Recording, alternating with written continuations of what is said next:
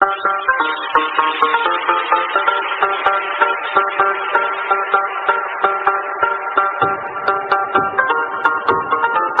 Everyone, welcome to PKS chemistry. और चलिए start करते हैं बेसिक फिजिकल केमिस्ट्री का अपना नेक्स्ट टॉपिक डिफरेंशिएशन।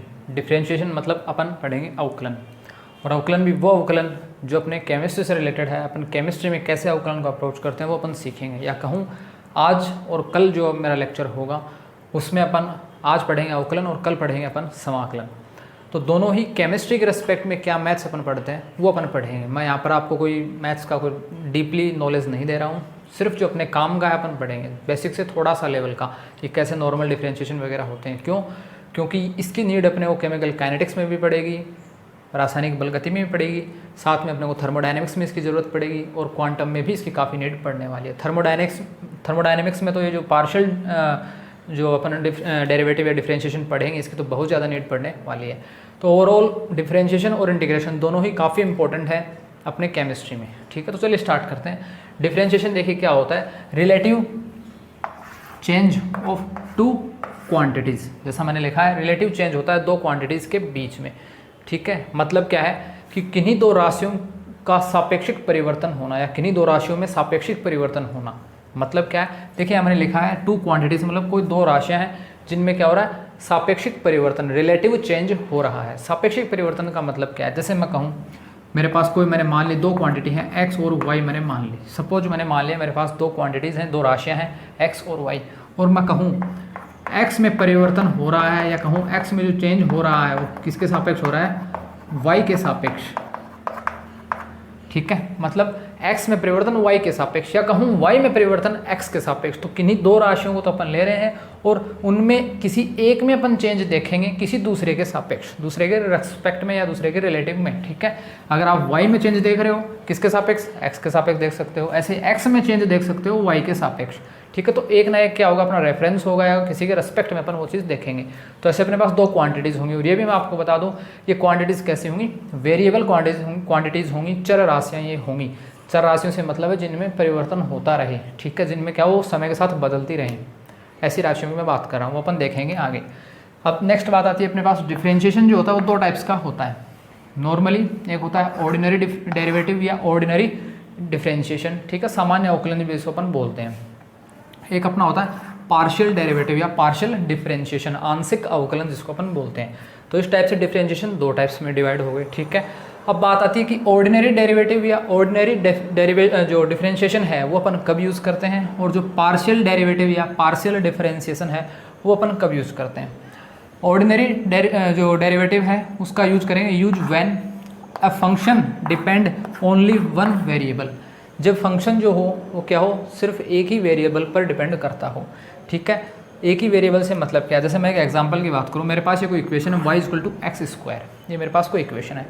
यहाँ आपको दिख रहा हो कि y = x² लिखा है। इसका मतलब क्या है कि जैसे जैसे मैं x में चेंज करूँगा y भी चेंज होगा। जैसे आप x = 1 रखोगे तो y कितना आ जाएगा सॉरी 1 आ जाएगा। जब आप x = 2 रखोगे तो y आ जाएगा 4। तो जैसे जैसे आप x में चेंज कर रहे हो y भी बदल रहा है, यानी दोनों राशियाँ एक दूसरे के सापेक्ष चेंज हो रही हैं। ठीक है, पहली बात तो ये। अब दूसरी बात आती है कि यहाँ अपन ऑर्डिनरी डेरिवेटिव करेंगे या पार्शियल डेरिवेटिव करेंगे। तो यहाँ आपको दिख रहा होगा y सिर्फ डिपेंड करता है x पर, x बदल रहा है y भी बदल रहा है, और कोई राशि यहाँ पर नहीं है, सिर्फ x ही है। x बदल रहा है तो y भी बदल रहा है, मतलब y सिर्फ ओनली एक ही वेरिएबल पर डिपेंड कर रहा है। वो वेरिएबल, वो मेरी चर राशि मेरी है, वो क्या है, x है। आई बात समझ में? इसका मतलब मेरा y डिपेंड कर रहा है x पर। इसी चीज़ को मैं बोल सकता हूँ y क्या है, फंक्शन ऑफ fx है। इसको अपन क्या बोलते हैं, f मतलब फंक्शन, और ब्रैकेट में जो x है इसको जो प्रोनाउंस अपन करते हैं फंक्शन ऑफ x। कौन है फंक्शन ऑफ x, मेरा y है। क्यों है मेरा y फंक्शन ऑफ x, क्योंकि y जो है मेरा x के साथ बदल रहा है, x के साथ चेंज हो रहा है। और इसी f ऑफ x को अपन लिख सकते हैं x², भी एक ही बात है। तो y मेरा क्या है, फंक्शन ऑफ x है, क्योंकि x के साथ बदल रहा है। अगर सपोज यहाँ y किसी कोई t राशि होती, या कोई p राशि होती, या कुछ भी कोई भी राशि k राशि होती, तो कोई भी अगर राशि होती तो उसके सापेक्ष बदलता, तो वहाँ पर जैसे मैं लिख दूँ y = k² लिख दूँ। ठीक है, जैसे जैसे आप k की वैल्यू रखोगे y का मान बदल रहा होगा। ठीक है, k 1 रखो, 2 रखो, या पॉइंटों में वैल्यू रखो, कुछ भी रखो, लेकिन जैसे जैसे k की वैल्यू रखोगे वैसे वैसे y की अलग अलग वैल्यूज़ अपने को मिलेगी। तो यहाँ से मैं कह सकता हूँ कि मेरा y जो है वो क्या है, फंक्शन ऑफ k है। ठीक है। ऐसे आप क्या लिख सकते हो, कोई राशि p ले सकते हो, p लोगे तो भी क्या हो जाएगा, अगर p राशि चेंज होगी तो y भी चेंज होगा और मेरा y उस टाइम क्या हो जाएगा, फंक्शन ऑफ p हो जाएगा। तो इसको एक डिनोट करने का मेथड है सिंपल, ठीक है। आई होप आपको इतनी बात तो समझ में आई होगी। मोस्टली जो टॉपिक मैं पढ़ा रहा हूँ मुझे पता है जो मैथ्स के जो स्टूडेंट्स हैं उनके लिए तो कोई दिक्कत की बात नहीं है, लेकिन दिक्कत की बात होती है बायो बैकग्राउंड के स्टूडेंट्स को। उनको डिफरेंशिएशन, इंटीग्रेशन या जो पीछे अपन ने बेसिक फिजिकल केमिस्ट्री में ट्रिग्नोमेट्री फंक्शंस वगैरह पढ़े हैं उनमें दिक्कत कहीं ना कहीं होती है। इसीलिए मैं एकदम बेसिक से स्टार्ट कर रहा हूँ ताकि बायो बैकग्राउंड के स्टूडेंट्स को आगे दिक्कत कहीं भी नहीं हो पूरी फिजिकल केमिस्ट्री में। तो चलिए अपन देखते हैं नेक्स्ट, ठीक है। अब इसको रिप्रेजेंट कैसे किया जाता है, रिप्रेजेंट किया जाता है d/d से, रिप्रेजेंट किया जाता है d/d से। d मतलब कंप्लीट d है ये, ठीक है। एक यहाँ पर आपको दिख रहा होगा, इसको बोलते हैं पार्शियल d, उस पर भी आएंगे बात, लेकिन अभी बात कर रहा हूँ d/d से। इसको रिप्रेजेंट, d मतलब डिफरेंशिएशन, ठीक है। अब ब्रैकेट में मैंने ये क्या लिख दिया, d इंटू ये है मेरा d के ब्रैकेट में मैंने लिख दिया जिसका करना है, क्या करना है, अवकलन करना है, डिवाइड d, इस d के ब्रैकेट में मैंने लिख दिया जिसके सापेक्ष। अब इसका मतलब क्या है, अगर मैं ये लिखूं कि y का अवकलन x के सापेक्ष, अगर मैं लिखूं y का अवकलन x के सापेक्ष, ठीक है, हिंदी में लिख रहा हूं, ठीक है, या मैं इसको इंग्लिश में बोल सकता हूं y differentiate with respect to x, ठीक है। तो y का अवकलन x के सापेक्ष अपन कर रहे हैं, तो इसी को अगर मुझे रिप्रेजेंट करना हो तो उसको मैं इस टाइप में कैसे रिप्रेजेंट करूँगा, देखिएगा ये मैंने d लिख दिया, ये मैंने d लिख दिया, ठीक है। यहाँ मैंने लिखा है जो नीचे है, जो मेरा हर वाला भाग है, ठीक है, डिनोमिनेटर जो है मेरा, ठीक है, उसमें मैंने क्या लिखा है, जिसके सापेक्ष, किसके सापेक्ष कर रहे हैं अपन, x के सापेक्ष कर रहे हैं, तो यहाँ पे मैं क्या लिख दूंगा, x लिख दूंगा। ऊपर है जिसका करना है, किसका कर रहे हैं अपन, y का कर रहे हैं, y का अवकलन x के सापेक्ष, तो y का अवकलन कर रहे हैं तो यहाँ पे क्या आ जाएगा, dy। तो इस टाइप से मैं इसको लिख सकता हूँ dy/dx। तो y का अवकलन x के सापेक्ष, इसी को मैं क्या लिख सकता हूँ, dy/dx। सपोज आ जाए कि y का अवकलन t के सापेक्ष कहीं करना हो, तो सापेक्ष जिसके करना हो उसको तो डिवाइड में लिख दो, यहाँ लिख देंगे अपन dt, और कर किसका रहे हैं, y का, तो dy आ जाएगा। ऐसे आ जाए सपोज कि x का अवकलन t के सापेक्ष, तो जिसके सापेक्ष कर रहे हैं उसको तो नीचे dt मैंने लिख दिया, और जिसका अपन कर रहे हैं उसको अपन ऊपर लिख देंगे, तो यहाँ क्या आ जाएगा, dx/dt हो जाएगा। तो वो जो दोनों ही राशियाँ होंगी, चाहे जिसका अवकलन हो रहा हो या जिसके सापेक्ष अवकलन हो रहा हो, जो दोनों ही जो क्वांटिटीज़ होंगी वो मेरी क्या होंगी, वेरिएबल होंगी, चर राशियाँ मेरी होंगी, ठीक है। कभी भी अगर अपन किसी अचर राशि का अवकलन कर रहे हैं, कभी भी किसी अपन अचर राशि का, आप नोट कर लेना, किसी भी जब अपन अचर राशि कहूँ, ठीक है, या मैं कहूँ नॉन वेरिएबल जो क्वांटिटी मेरी होगी उसका जो डिफरेंशिएशन होगा, उसका जो अवकलन होगा मेरा, वो क्या होगा, उसका जो डिफरेंशिएट होगा वो क्या मेरा होगा, 0 होगा, ठीक है।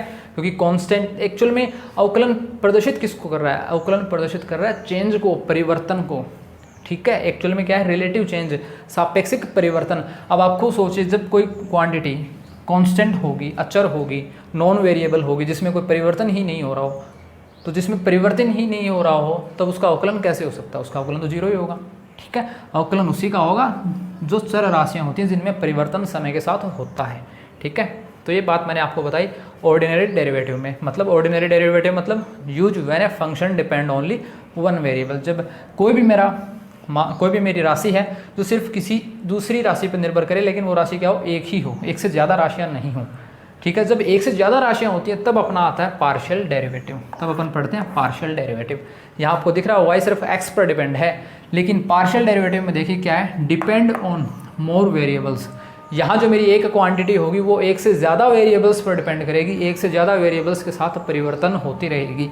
जैसे एक एग्जाम्पल लिखूँ, y = x² + t²। यहाँ आप देख रहे होंगे कि y है वो x पे भी डिपेंड कर रहा है और t पे भी डिपेंड कर रहा है। यहाँ मैं लिख रहा हूँ, यहाँ बाकायदा मैं लिख रहा हूँ कि जो मेरा x और जो मेरा t है, जो मेरा x और t है ये क्या है, मेरे वेरिएबल हैं, ठीक है। ये मेरे क्या है, वेरिएबल हैं या चर राशियाँ मेरी हैं, ठीक है। इसका मतलब क्या है, x बदलेगा तो भी y बदलेगा, t मेरा बदलेगा तो भी मेरा y बदलेगा। इसका मतलब जो मेरा y है वो x और t पर निर्भर कर रहा है। और इसी चीज़ को मैं कैसा लिख सकता हूँ, y = या y क्या हो जाएगा मेरा, function of x and t, ठीक है। इसी को मैं क्या लिख सकता हूँ, क्योंकि मेरा y डिपेंड किस पे कर रहा है, x पे भी डिपेंड कर रहा है और t पे भी डिपेंड कर रहा है। x और t बदलेंगे तो मेरा y भी बदलेगा, ठीक है। इसीलिए मैं कह सकता हूँ मेरा y जो वो फंक्शन ऑफ xt है, जबकि यहाँ क्या था, यहाँ y सिर्फ x पर डिपेंड कर रहा था, तो जो मेरा y हो गया फंक्शन ऑफ fx। यहाँ मेरा y डिपेंड कर रहा है x और t पर, तो y हो जाएगा फंक्शन ऑफ xt। ये बात आई होप आपको समझ में आई होगी।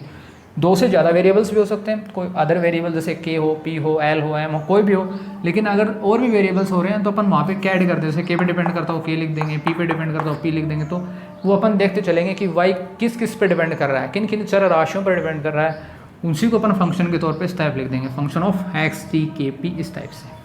आई होप आपको बात समझ में आई होगी यहाँ तक।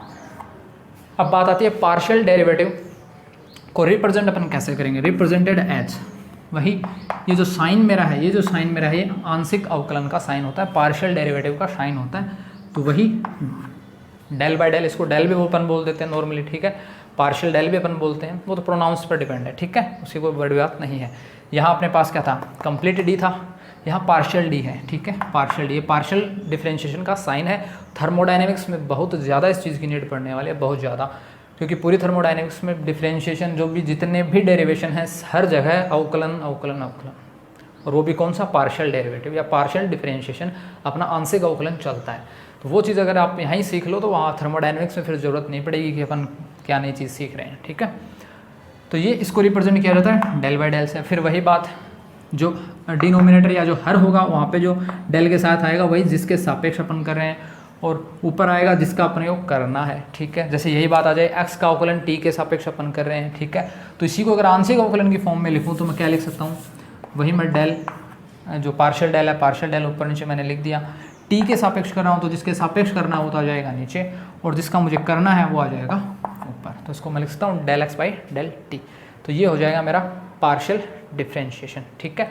अब बात आती है कि पार्शियल डिफ्रेंशिएशन में आपको एक चीज़ बता दूं, जैसे पार्शियल डिफ्रेंशिएशन में एक से ज़्यादा राशियां होती हैं, एक से ज़्यादा राशियां दिख रही हैं, या कहूँ कोई एक राशि एक से ज़्यादा राशियों पर डिपेंड करती है, एक क्वांटिटी एक से ज़्यादा क्वांटिटीज़ पर डिपेंड करती है, ठीक है। तो इसमें डिफरेंशिएशन में थोड़ी सी दिक्कत अपने को होती है, और वो भी अपन देखेंगे कि उससे पहले मैं आपको कुछ इंपॉर्टेंट डिफरेंशिएशन के फॉर्मूलाज लिखा रहा हूँ, उन पर अपन क्वेश्चंस करेंगे, उनको अप्लाई कैसे करते हैं वो सीखेंगे अपन, उसके बाद अपन आएंगे इस पार्शियल डिफरेंशिएशन पर, ठीक है। क्योंकि एक बार अपना ऑर्डिनरी हो जाएगा ना तो फिर बाकी तो कोई दिक्कत ही नहीं है, और वो भी अपन उतना ही पढ़ेंगे जितना अपने केमिस्ट्री के रिस्पेक्ट में इंपॉर्टेंट है। बाकी एक्स्ट्रा ज्ञान मैं नहीं दे रहा हूँ आपको, उतना ही जितना अपने लिए सफिशिएंट है पूरी केमिस्ट्री में, चाहे नेट गेट की प्रिपरेशन करो, चाहे केवीएस लेक्चरशिप किसी की भी, ठीक है। जितना अपने को डिफरेंशिएशन या इंटीग्रेशन काम का अपन उतना ही सीखेंगे, बाकी एक्स्ट्रा ज्ञान नहीं दे रहा हूँ मैं आपको कोई, ठीक है। तो चलिए अपन स्टार्ट करते हैं अपना ऑर्डिनरी डेरिवेटिव में कौन कौन से फॉर्मूलाज अपने को याद करने हैं, ठीक है। वो फॉर्मूलाज तो दोनों जगह ही वैलिड होंगे,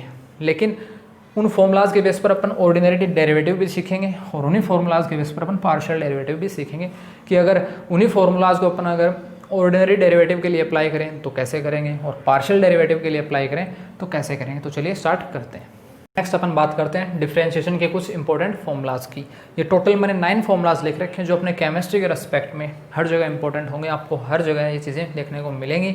3 टॉपिक्स मैंने इंपॉर्टेंट आपको बताए थे, काइनेटिक्स, थर्मोडायनेमिक्स और क्वांटम मैकेनिक्स। तीनों ही बहुत ज़्यादा स्कोरिंग टॉपिक्स हैं और हर एक कंपटीशन एग्जाम्स में वो पूछे भी जाते हैं, तो उसके लिए आपको डिफरेंशिएशन आना ज़रूरी है, और ये फॉर्मूलाज आपको होने चाहिए याद। इनको अप्लाई कैसे करेंगे वो मैंने क्वेश्चंस भी लिख रखे हैं, तो उनको अप्लाई करना भी अपन सीखेंगे, ठीक है।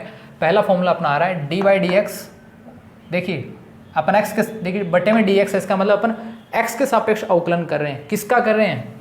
एक्स की पावर एन का। आई बात समझ में? अपन एक्स के सापेक्ष तो अवकलन कर रहे हैं, किसका कर रहे हैं अपन? एक्स की पावर एन का अपन अवकलन कर रहे हैं, तो वो अवकलन मेरा होगा एन इंटू एक्स की पावर एन माइनस 1। मतलब यहाँ जो पावर एन होगी उस एन को तो आप मल्टीप्लाई में ले आओ, साथ में ऊपर कर दो उस पावर में से एक कम, एक माइनस कर दो, ठीक है। ये बात समझ में? इस पर भी अप्लाई करेंगे क्वेश्चन।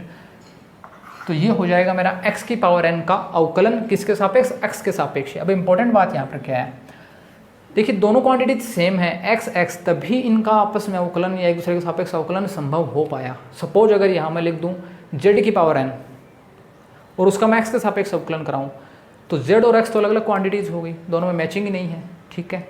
तो ज़रूरी है कि दोनों राशियाँ जिसके सापेक्ष अवकलन कर रहे हो और जिसका अवकलन कर रहे हो दोनों क्या हो? सेम हो, दोनों सेम वेरिएबल्स हों, अलग अलग वेरिएबल्स ना हो, ये बात आपको ध्यान रखनी है, ठीक है। सेकंड मेरा फॉर्मूला आता है अगर आप किसी अचर राशि का अवकलन कर रहे हो x के सापेक्ष, अब यहाँ x फिक्स नहीं है, अगर कोई भी कांस्टेंट राशि, कोई भी कांस्टेंट राशि है जो चेंज नहीं हो रही है, जैसे कोई नंबर है 5, 7, 8, 10, ठीक है, या फिर ऐसा ही कोई ABCD या कोई भी ऐसा नंबर हो जिसके लिए अपन कहा गया हो अपने क्वेश्चन में कि ये कांस्टेंट है, ये एक कांस्टेंट, एक नियत राशि है, तो उसके लिए चाहे आप उसका x के सापेक्ष अवकलन करो, चाहे y के सापेक्ष, चाहे z के सापेक्ष, किसी के सापेक्ष भी अवकलन करो, उसका कोई फर्क नहीं पड़ेगा, उसका हमेशा डेरिवेटिव क्या आएगा, 0 ही आएगा। तो ज़रूरी नहीं वहाँ पर x के सापेक्ष अपने को अवकलन करना हो, कोई भी राशि हो सकती है, y z कुछ भी हो सकती है, तो उससे कोई फर्क नहीं पड़ेगा। लेकिन यहाँ आपको ध्यान रखना है, जिसका अवकलन कर रहे हो, जिस राशि का अवकलन कर रहे हो, वो राशि यहाँ भी होनी चाहिए। x की पावर n का अवकलन कर रहे हो तो यहाँ x होना चाहिए, x के सापेक्ष ही उसका अवकलन होगा। ऐसा नहीं है कि x की पावर n का अवकलन अपन y के सापेक्ष कर भी देंगे, z के सापेक्ष भी कर देंगे, ऐसा नहीं होगा। दोनों राशियाँ सेम होनी चाहिए, ये बात आपको ध्यान रखनी है। एक इंपॉर्टेंट बात मैं आपको बता रहा हूँ, यहाँ तो थी अचर राशि, सिंपल है, कॉन्स्टेंट था।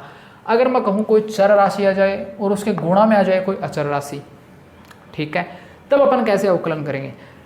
किसके सापेक्ष रहे हैं? x के सापेक्ष। देखिए यहाँ पे x के सापेक्ष कर रहे हैं, इसका मतलब ये जो मेरा चर है, ये जो मेरा वेरिएबल है, ये कहीं ना कहीं किस पे डिपेंड करना होना चाहिए, किस, यहाँ भी चर जो होना चाहिए उसमें क्या आना चाहिए, x तो आना ही चाहिए, तभी तो x के सापेक्ष अवकलन होगा इस चर का। क्योंकि अचर का तो क्या करते हैं अपन, 0 मानते हैं, कब, जब अकेला ही अचर हो।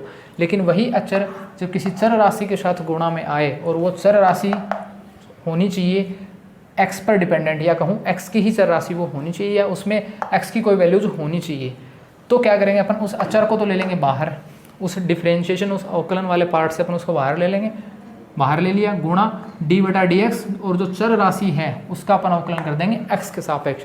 अब वही बात आ जाती है, इस चर राशि का x के सापेक्ष अवकलन कर रहे हैं, इसका मतलब यहाँ जो चर राशि है, जो वेरिएबल है, उसमें कहीं ना कहीं x होना चाहिए, तभी तो उसका x के सापेक्ष होगा।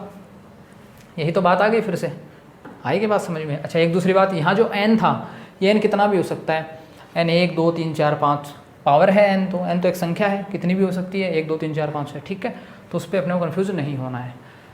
नेक्स्ट मैं बात करता हूँ इस फॉर्मूला की।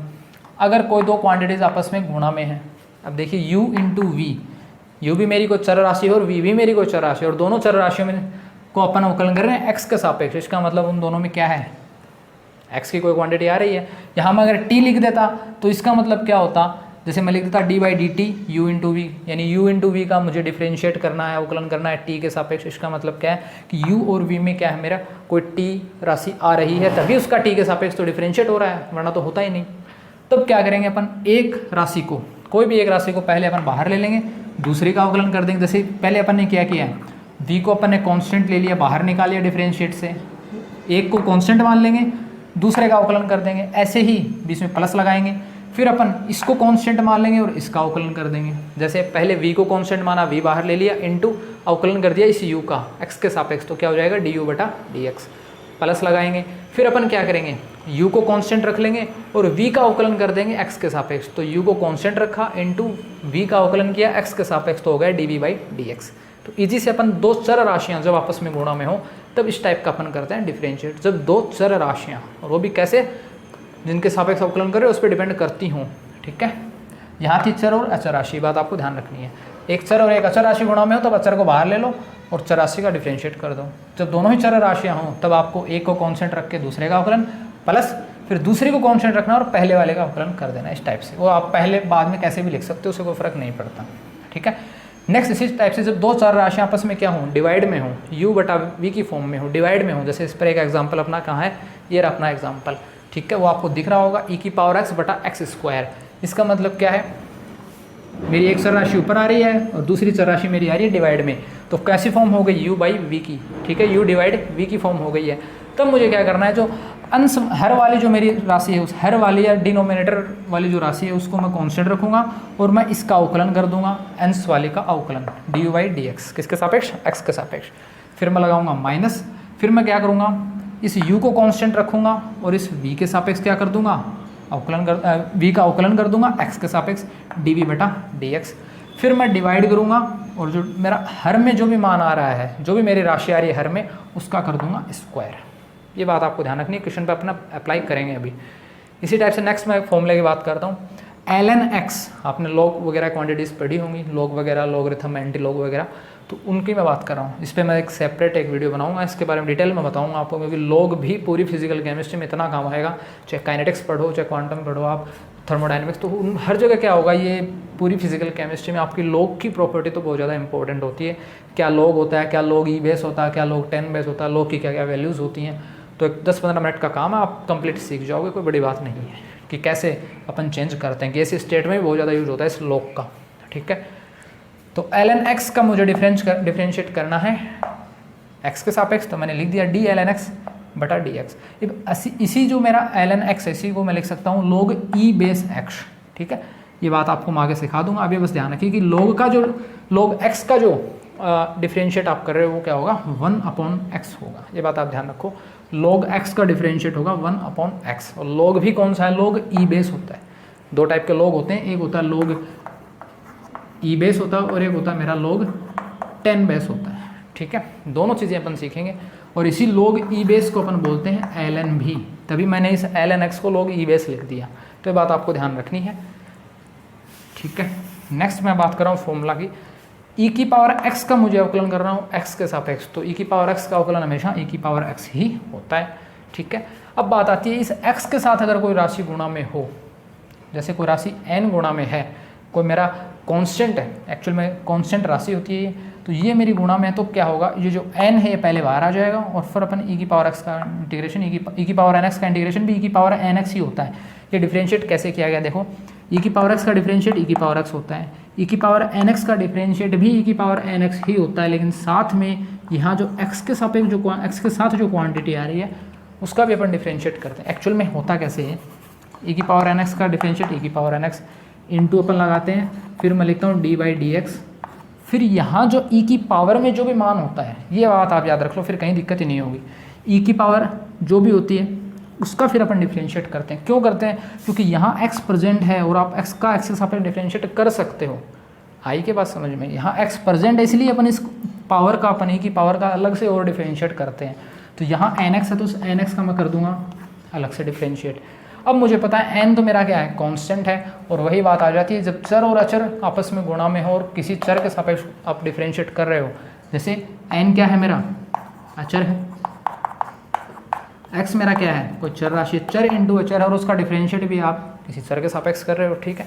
तो क्या हो जाएगा, यहाँ से जो अचर है वो बाहर आ जाता है, अचर बाहर आ जाता है, तो यहाँ से इसका डिफरेंशिएट क्या होगा, n तो बाहर आ गया, और ऊपर क्या बचेगा, dx बटा dx, dx से dx कैंसिल हो जाएगा, सिर्फ n बचेगा।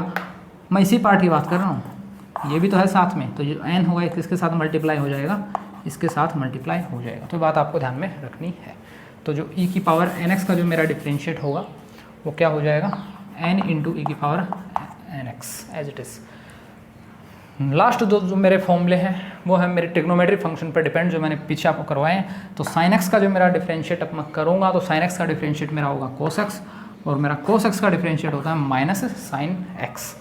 यहाँ देखिएगा साइन एक्स है, तभी मैंने एक्स के सापेक्ष किया है। अगर यहाँ पर साइन वाई होता सपोज और उसका एक्स के सापेक्ष डिफरेंशिएट करता तो जीरो हो जाता, क्योंकि जिसके सापेक्ष कर रहे हो उसकी मैचिंग नहीं हो रही है यहाँ वाली क्वांटिटी के साथ, तो डिफरेंशिएट जीरो हो जाएगा। लेकिन यहाँ फिलहाल क्या है, एक्स एक्स है तो डिफरेंशिएट हो गया, यहाँ भी एक्स है यहाँ भी एक्स है तो डिफरेंशिएट हो गया। अगर सेम नहीं होते तो डिफरेंशिएट वही, फिर उस चीज़ को अपन कांस्टेंट मान के चलते, और फिर कांस्टेंट का अवकलन अपना क्या हो जाता, जीरो हो जाता। ये कुछ बातें थी, फॉर्मूले मैंने आपको समझाए। अब अपन करते हैं इस पर क्वेश्चन। पहला अपना क्वेश्चन है y = x² + 3x + 5। इसका मुझे डिफरेंशिएट करना है। तो आपको दिख रहा होगा y में जो पद आ रहे हैं वो x के पद आ रहे हैं, यानी y का मैं x के सापेक्ष अवकलन कर सकता हूँ, पॉसिबल है। किसका कर रहा हूँ मैं, y का तो अवकलन कर रहा हूँ, तो मैंने लिख दिया dy। किसके सापेक्ष करूँगा, x के सापेक्ष। क्यों, क्योंकि ये y है x पर डिपेंड है। जैसे जैसे आप x चेंज करोगे, x की जगह 1 रखोगे 2 रखोगे, वैसे वैसे y की अलग अलग वैल्यूज़ आएंगी। ये मैंने लिख दिया dy/dx। तो dy/dx को क्या पढ़ूंगा मैं, कि y का अवकलन कर रहा हूँ x के सापेक्ष, ठीक है। अब बात आती है अपन x² का। पहले अपन x² का अवकलन कर रहे हैं, ठीक है। x² का अवकलन क्या होगा, देखिएगा x की पावर n का x के सापेक्ष अवकलन क्या होता है, जो पावर होती है वो बाहर आ जाती है, और जो फिर x की पावर में से अपन एक माइनस कर देते हैं। मतलब यहाँ x की पावर 2 है तो मैंने 2 लिख दिया, फिर मैं लिखूँगा x n-1। यहाँ n कितना था, 2 था, तो 2 में से 1 माइनस कर देंगे तो क्या बच जाएगा, 1 बच जाएगा आसानी से, ठीक है। तो जो पावर होती है उसको तो अपन ले आएंगे इसके गुणा में, फिर x में से x की जो पावर होती है उसमें से एक माइनस कर देंगे, ठीक है। फिर अपन एज इट इज़ प्लस लगा देंगे। नेक्स्ट मुझे 3x का डिफ्रेंशिएट करना है, तो यहाँ तो क्या है, सिंपल है। देखिए क्या चीज़ है, 3 इंटू एक्स, एक चर और एक अचर राशि जब गुणा में हो और उसका x के सापेक्ष डिफ्रेंशिएट कर दें तो क्या होता है, अचर तो आ जाता है मेरा बाहर, तो अचर का तो डिफ्रेंशिएट नहीं होगा, अवकलन किसका होगा, इस x का। तो x का अवकलन कर रहे हैं x के सापेक्ष ही, dx बटा dx, और इसी dx बटा dx को मैं क्या कर सकता हूँ, कैंसिल आउट कर सकता हूँ, आ जाएगा 1, और 1 को जब 3 से गुणा करोगे तो क्या आ जाएगा, मेरा 3 आ जाएगा आसानी से।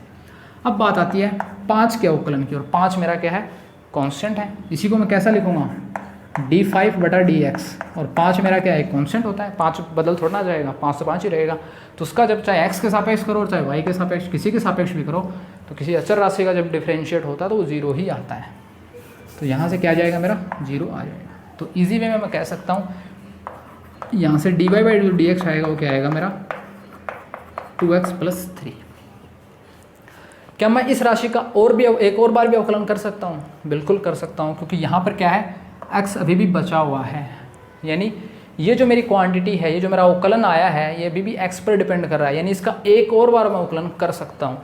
जब तक यहाँ वेरिएबल एक चर राशि बचेगी तब तक मैं उसका अवकलन कर सकता हूँ, पॉसिबल है, ठीक है। तो यानी मैं इस राशि का एक बार और अवकलन करूँ अगर, तो ये क्या बन सकता है, सपोज dy बाई dx तो ये पहले से ही है,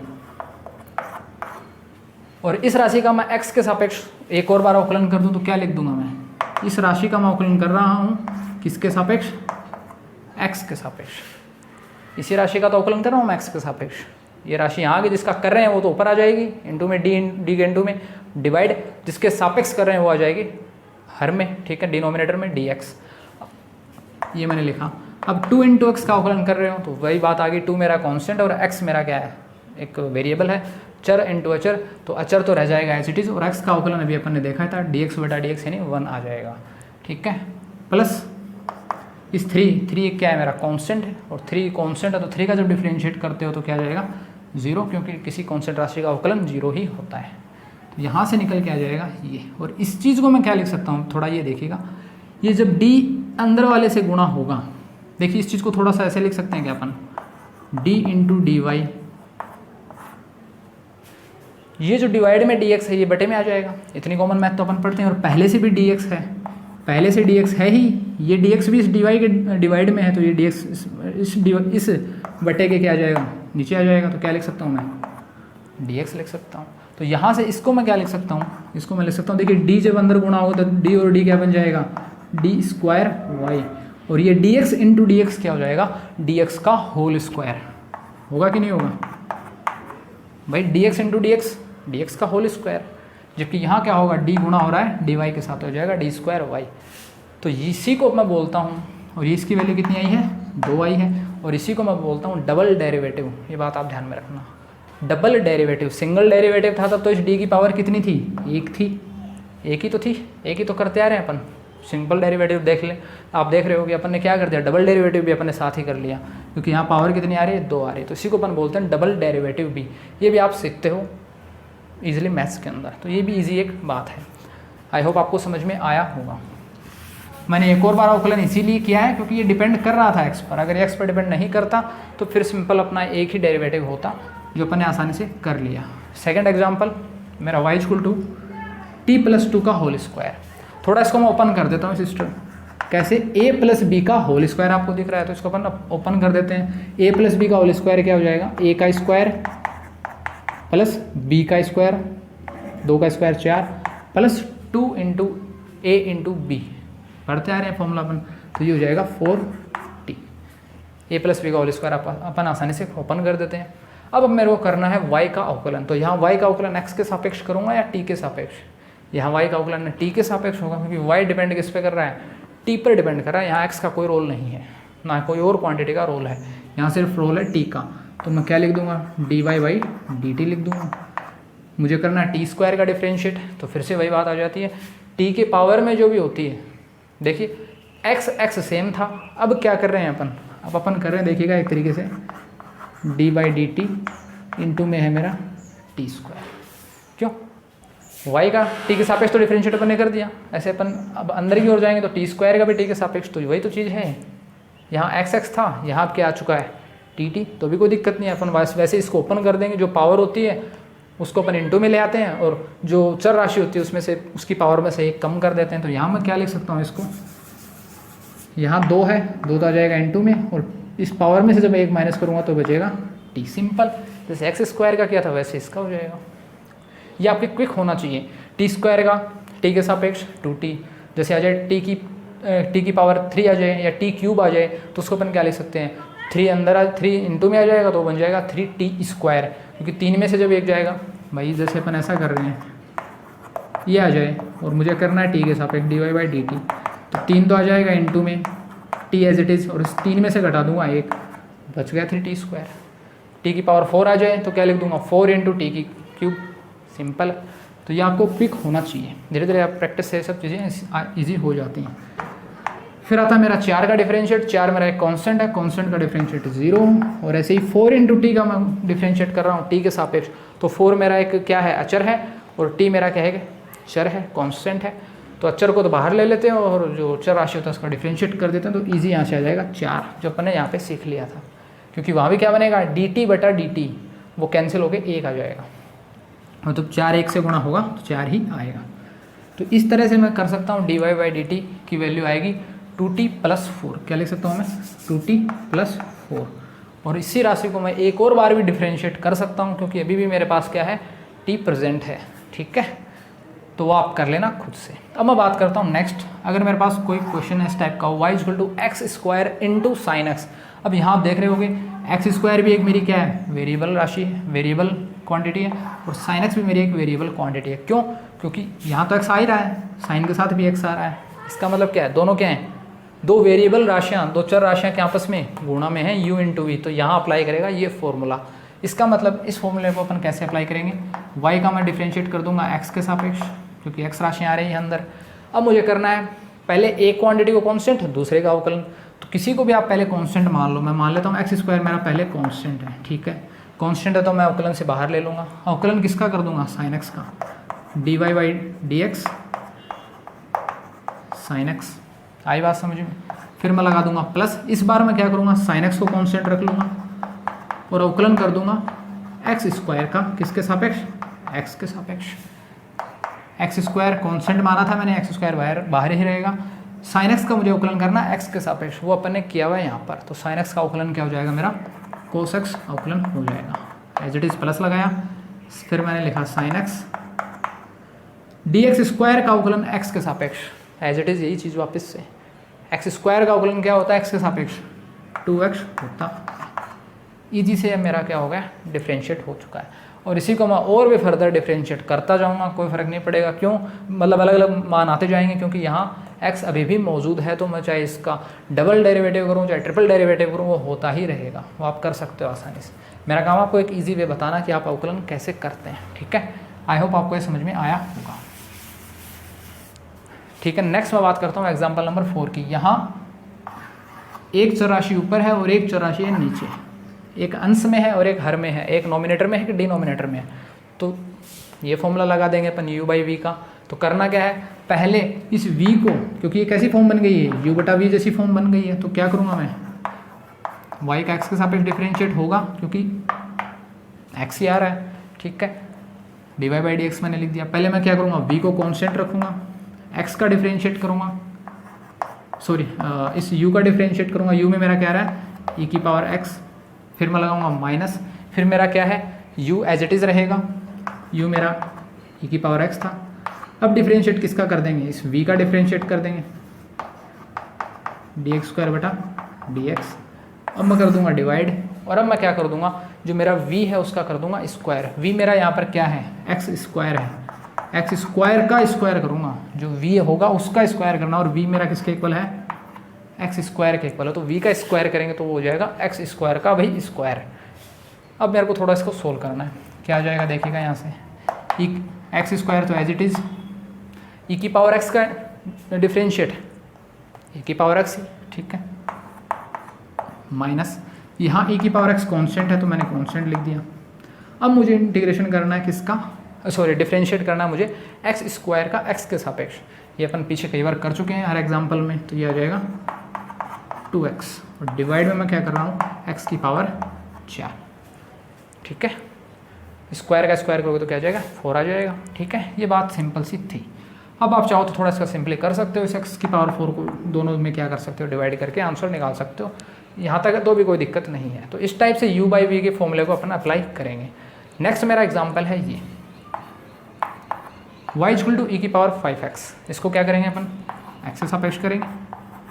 अब अपने को पता है e की पावर x या e की पावर का जो या कहूँ e का जो डिफरेंशिएट होता है वो मेरा e ही होता है। तो पहला काम क्या है, जहाँ भी ऐसी क्वांटिटी दिखे e की एक्सपोनेंशियल वाली क्वांटिटी दिखे वहाँ को क्या करना है, उसको एज इट इज़ लिख देना है। लिख दिया। फिर अपने को डिफरेंशिएट किसका करना है, जो इसकी पावर होती है उसका डिफरेंशिएट करना है। और पावर का डिफरेंशिएट अपन आसानी से कर सकते हैं। कैसे, इंटू लिखूँगा dy/dx और यहाँ पे लिख दूंगा 5 × x। और ये डिफरेंशिएट अपन ने कई बार किया है। देखिए e की एक्सपोनेंशियल को एज इट इज़, जो पूरा काम है उसको एज इट इज़ रखिए पहले, फिर लगाइए इनटू, फिर जो e की पावर है उसका डिफरेंशिएट कीजिए। और e की पावर में क्या आ रहा है अपना 5x। 5x का डिफरेंशिएट अपन करेंगे, वही चर इंटू अचर राशि दिख रही है आपको, तो 5 तो आ जाएगा मेरा बाहर, e की पावर 5x है ही। फिर मुझे करना है 5 तो कांस्टेंट था बाहर आ गया, x के सापेक्ष अवकलन है 1 होता है, तो यहाँ से वैल्यू क्या आ जाएगी 5 × e की पावर 5x। नेक्स्ट मैं बात कर रहा हूँ इस एग्जांपल की। इस एग्जांपल को भी आप आसानी से कर सकते हो। पहला काम क्या होगा, आपको दिख गया e मतलब एक्सपोनेंशियल वाला सिस्टम, उसका डिफरेंशिएट क्या होगा एज इट इज़ ही होगा। ठीक है, फिर क्या करना है आपको, पावर का डिफरेंशिएट करना है। ठीक है, पावर का डिफरेंशिएट मतलब dy/dx इंटू e की पावर x, सॉरी यहाँ x², पावर क्या है अपनी x² का डिफरेंशिएट करना है। तो आप सिंपली कर सकते हो, यहाँ से 2x आ जाएगा और 2x गुणा में आ जाएगा e की पावर x²। नेक्स्ट अपन बात कर रहे हैं इस एग्जांपल, और ये मेरा एग्जांपल आपको दिख रहा होगा क्या है यहाँ पर, u = e की पावर x y z। मतलब u डिपेंड कर रहा है x पर भी, y पर भी और z पर भी। और मैंने आपको बताया था जब कोई एक क्वांटिटी एक से ज़्यादा क्वांटिटीज़ पर डिपेंड करें तब अपन ऑर्डिनरी डेरिवेटिव नहीं करते, तब अपन करते हैं पार्शियल डेरिवेटिव्स अपन करते हैं। और पार्शियल डेरिवेटिव्स में क्या होता है वो मैं आपको इसी एग्जांपल से समझा रहा हूँ, फिर दोबारा अपने को पार्शियल डेरिवेटिव पढ़ने की जरूरत नहीं पड़ेगी। पार्शियल डेरिवेटिव में क्या होता है, जब आप देखिए यहाँ पर जो u है वो डिपेंड कर रहा है, यहाँ पर मैं लिख सकता हूँ u फंक्शन है x y z, लिख सकता हूँ। ठीक है, अब मुझे क्या करना है, u का दिख गया मुझे 3 क्वांटिटीज़ पर डिपेंड कर रहा है, यानी यहाँ पर होगा पार्शियल डेरिवेटिव। तो पहला काम क्या है, पहला मैं u का डिफरेंशिएट कर रहा हूँ x के सापेक्ष। तो एक बात आपको ध्यान रखनी है, जब भी अपन पार्शियल डेरिवेटिव करते हैं, ठीक है, जिसके सापेक्ष यानी x के सापेक्ष कर रहे हैं, तो जो इसके अलावा जो चर राशियां हैं वो कांस्टेंट रह जाएंगी। यानी x के सापेक्ष अपन u का डिफरेंशिएट कर रहे हैं तो y और z कांस्टेंट हो जाएंगे। ठीक है, अगर आप u का डिफरेंशिएट y के सापेक्ष करोगे, डिफरेंशिएट वो कौन सा, पार्शियल डिफरेंशिएट, ध्यान रखना पार्शियल डिफरेंशिएट की बात कर रहा हूँ मैं। y का जब पार्शियल u का जब पार्शियल डिफरेंशिएट करोगे y के सापेक्ष, तो इसके अलावा जो चर राशियाँ होती हैं वो कांस्टेंट हो जाएंगी। इसके अलावा कौन सी बचेंगी, x और z बचेंगी, तो वो कांस्टेंट की तरह बिहेव करेंगी। ऐसे आप del/del z निकालोगे तो z के सापेक्ष जब आप पार्शियल डेरिवेटिव कर रहे हो u का, तब x और y कांस्टेंट हो जाएंगे। तो पहला काम अपन कर रहे हैं x के सापेक्ष करने का। x के सापेक्ष करोगे तो मतलब क्या हो जाएगा, आपको दिख गया e की पावर वाला सिस्टम है एक्सपोनेंशियल वाला, तो पहला काम तो अपने का वही है x e की पावर को एज इट इज़ ही लिखना। फिर अपन लगाते हैं इनटू। अब मुझे किसका करना है, अब मुझे करना पड़ेगा एक्स वाई जेड का। मैंने बताया था पावर का तो करते हैं अपन अवकलन, चीज़ अवकलन का प्रोसेस वही रहेगा, बस थोड़ा ये साइन चेंज है और इसका थोड़ा मेथड चेंज है पार्शियल डेरिवेटिव में। तो यहाँ मैं क्या लिख दूंगा, एक्स के सापेक्ष कर रहा हूँ किसका, एक्स वाई जेड का। अब बात आती है, मैंने क्या बोला था, जिसके सापेक्ष आप कर रहे हो उसके अलावा जो राशियाँ होंगी वो कांस्टेंट हो जाएंगी, और जो कांस्टेंट राशियाँ होती हैं वो आ जाती हैं बाहर। तो y और z तो क्या जाएंगे यहाँ से, y और z तो क्या जाएंगे यहाँ से बाहर आ जाएंगे। ये e की पावर x y z as it is, अंदर क्या आ जाएगा डेल एक्स बटा डेल एक्स, और इसकी वैल्यू क्या होती है 1 होगी। ठीक है, तो यानी del u by del x जब आप निकालोगे तो उसकी वैल्यू क्या आएगी वाई जेड इंटू ई की पावर एक्स वाई जेड। ऐसे आप del u by del y निकाल सकते हो और del u by del z निकाल सकते हो। और उसके भी अलावा आप फर्दर, जैसे अपन ने यहाँ पे डी स्क्वायर किया था डबल डेरिवेटिव, तो यहाँ पे आप डबल पार्शियल डेरिवेटिव भी कर सकते हो इजी वे में। तो ये था आपका अवकलन, पूरा इंटीग्रेशन जो अपनी पूरी केमिस्ट्री में काम आता है, पूरी फिजिकल केमिस्ट्री में काम आता है, वो अपन ने आज सीख लिया है। कोई प्रॉब्लम हो तो आप बता देना। बाकी कल अपन स्टार्ट करेंगे इंटीग्रेशन। तब तक के लिए धन्यवाद।